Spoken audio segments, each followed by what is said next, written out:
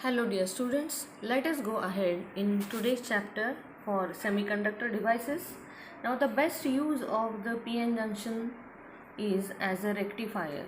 So what is a rectifier? It is a device which converts an AC into a DC, which converts an alternating source of voltage into a direct current or unidirectional flow of either current or voltages. Now this is a schematic diagram of how a PN junction diode is used as a full wave half wave rectifier. In this half wave rectifier, as the cursor moves here, you will see an AC input voltage of 230 volts 50 Hz AC is applied across the primary connections of a transformer. The secondary connections of a transformer are connected in this way. One part is connected to the P type of semiconductor of diode D, and it is connected to a load resistance RL. We observe the direction of the current flowing in this particular manner, and what happens is here in the first half of the AC input cycle, the voltage increases from 0 to positive maximum. So at the same time, we see here that from the primary of the transformer to the secondary by way of mutual induction, this part becomes positively charged, or this part receives a positive supply.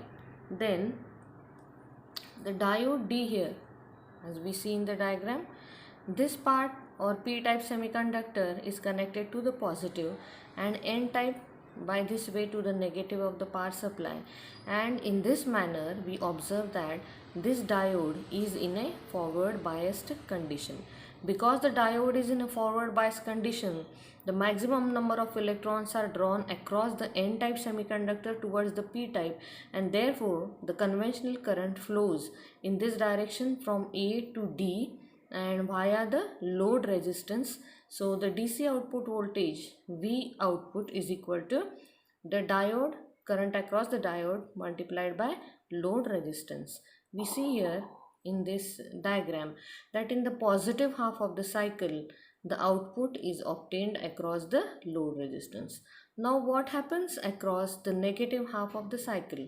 In this part of the cycle where the current reverses the direction, or the voltage reverses the direction, once again this type, the primary of the transformer, it becomes negatively charged. Then by way of mutual induction, the secondary also becomes negatively charged. By this way, this diode is in a reversed bias condition. So all of us know that whenever the diode is in a reversed bias condition, it does not conduct, and therefore there is no current flowing across the diode. So the value of ID is nearly equal to 0, and we see here that in the second half of the first cycle we do not receive any particular output voltage. Only in the first half of the cycle we receive the output voltage. So here we see once again the cycle starts repeating. In the first half of the second cycle, as usual, the diode is forward biased, we get an output, but in the second half the diode is reverse biased, we do not get any output. Now you see here that the AC input cycle has both halves here, but the output cycle shows that only half cycle is rectified. That means only half part of the cycle is obtained as the output, and therefore this diode is called as a half wave rectifier. Now let us see the diagram of the diode as a full wave. In this diagram, we observe the use of a PN junction diode as a full wave rectifier. We observe here that the primary of the transformer, this is the secondary of the transformer, and instead of one diodes, we have two diodes over here, D1 and D2, and there is a center tap of the transformer which is connected via the load resistance to the output. Now how does this full wave rectifier function?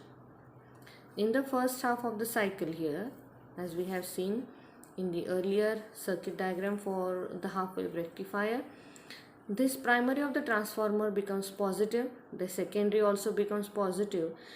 A becomes positive with respect to C and B. That means D1 diode becomes forward biased and the current flows from D1 to load resistance and we get an output voltage.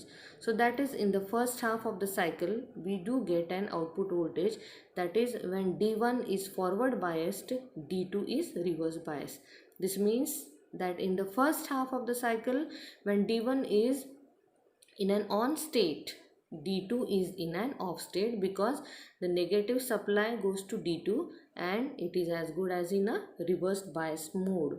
In the second half of the cycle, when primary becomes negative, A also becomes negative with respect to C, that means C becomes positive.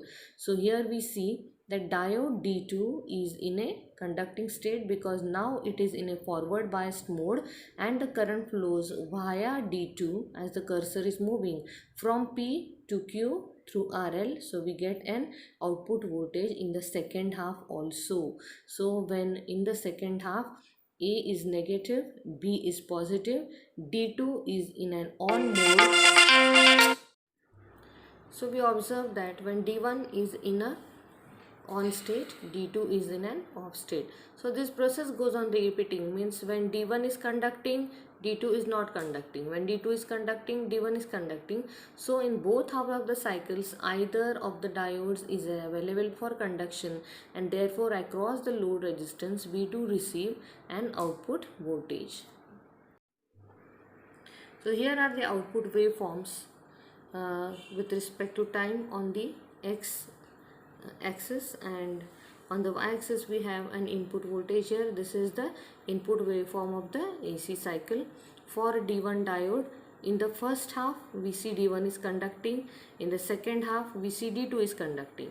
Once again for the second cycle D1 is conducting, in the second half D2 is conducting. So both these cycles are available as a total output. So we see here that unlike the half wave rectifier where only we get this particular waveform, the waveform for the total output voltage, we see both the cycles being rectified and a unidirectional output supply is obtained via a full wave rectifier.